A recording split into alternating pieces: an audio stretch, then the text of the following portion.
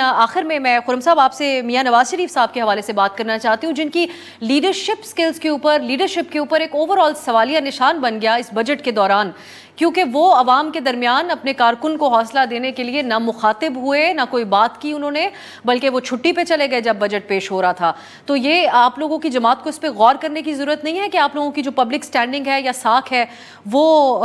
کیسے قائم رہے گی یا کیسے بنے گی؟ اب تو پہلے ہی ایک اوپینین دیا جاتا ہے کہ اس وقت ایک سٹینڈنگ عوام کی سطح پر مسلم لیگ نون کی نہ ہونے کے برابر ہے۔ جی ہم سب نے مل کر 28 مئی کو محمد نواز شریف کو مسلم لیگ نون کا صدر منتخب کیا جو ہم جنرل کونسل کے اراکین ہیں۔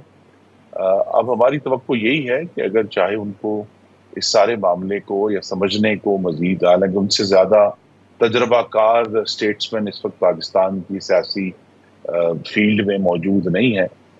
تو اب یہ ہم توقع کر رہے ہیں کہ وہ بہت جلد یہ جو خاموشی ہے اس کو توڑ کر عوام کے ارینا میں آئیں گے، اور سب سے پہلے جو ہم